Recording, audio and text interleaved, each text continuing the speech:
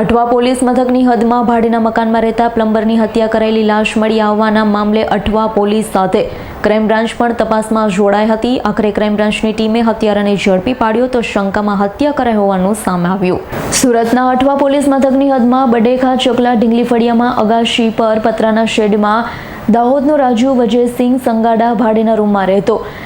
ભાઈ ભાભી સાથે અહીં રહેતો હતો. હાલમાં તેના ભાઈ ભાભી દિવાળી કરવા વતન દાહોદ ગયા હતા ત્યારે 3 નવેમ્બરે પ્લમ્બર રાજુ સંગાડા વોશરૂમ પાસે પડેલો હતો, જે અંગે જાગૃત નાગરિકે જાણ કરતા પોલીસ ત્યાં દોડી ગઈ હતી. તપાસ કરતા મૃતક રાજુને માથામાં 8-10 ઘા મારી હત્યા કરી હોવાનું પ્રાથમિક તારણ સામે આવ્યું છે. તો હત્યા કોણે કરી અને કયા કારણથી કરી તે અંગે અઠવા પોલીસ સાથે ક્રાઇમ બ્રાન્ચની ટીમ પણ તપાસમાં જોડાય.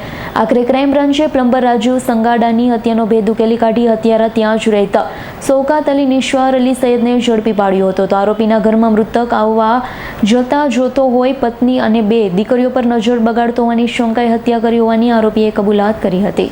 3/11/2025 ના રોજ સુરતના અઠવા વિસ્તારમાં ઢીંગલી ફળિયામાં કાળુભાઈ ડભોઈના બિલ્ડિંગના 3જા માળ પર એક ડેડ બોડી મળી આવેલી, જે રાજુ વજયસિંહ સંગાડા ઉંમર વર્ષ 45 અને મૂળ દાહોદનો રહેવાસી છે અને ઘણા વર્ષથી અહીંયા મજૂરી કામ કરી અને અહીંયા રહે છે 4થા માળ પર, ત્યાં જ એ જગ્યા ઉપર પતરાના શેડમાં એની ડેડ બોડી મળી આવતા એના કાકાએ ફરિયાદ દાખલ કરવામાં આવી અને અનડિટેક્ટ ખૂનનો ગુનો દાખલ કરવામાં આવ્યો. જે બાબતે ક્રાઇમ બ્રાન્ચની અલગ અલગ ટીમો આ ગુનાના ડિટેક્શન માટે લાગેલી હતી. એની સાથે અઠવા પોલીસ પણ અલગ અલગ રીતે પ્રયત્ન કરતા હતા. એમાં ક્રાઇમ બ્રાન્ચના પોલીસ ઇન્સ્પેક્ટર કે.આઈ. મોદી અને પીઆઈ સિંધા અને પીએસઆઈ વિશાલ ધનગઢને બાતમી મળી હતી કે આ ગુનાના કામે શૌકત સૈયદ નામનો ઈસમ સંડોવાયેલ છે. એને ક્રાઇમ બ્રાન્ચ ખાતે લાવી એની પૂછપરછ કરતા એને ઉપરોક્ત ગુનાની કબૂલાત કરેલી હતી. શૌકત સૈયદ આ જ બિલ્ડિંગમાં 3જા માળ ઉપર રહે છે, જ્યારે મરનાર રાજુસિંહ વજયસિંહના કાકા એ 4થા માળ ઉપર રહેતા હતા અને ઘણા ટાઈમથી રાજુસિંહ આ મકાન પર આવતો હતો.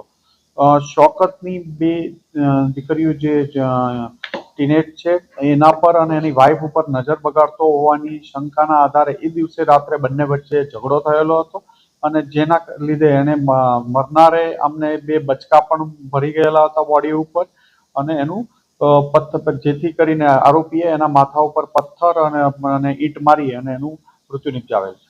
શૌકત શું કામ ધંધો કરે છે? શૌકત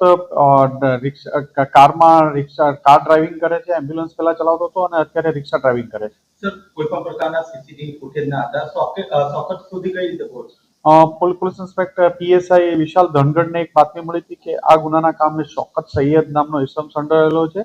જે બાતમી આધારે વિશાલ એની ટીમ સાથે એને અહીંયા લઈ આવ્યા અને એની પૂછપરછ કરતા શૌકત સૈયદે ઉપરોક્ત બનાવ કન્ફેસ કર્યો હતો. એના બોડી ઉપર ઈજાના નિશાન પણ મળી આવ્યા હતા, જેમાં બંને વચ્ચે ઝઘડો થતા હાથ ઉપર અને પીઠ ઉપર મરનાર એને બટકા ભરી ગયેલા હતા, એના નિશાન પણ છે. Bureau report S9 news Surat.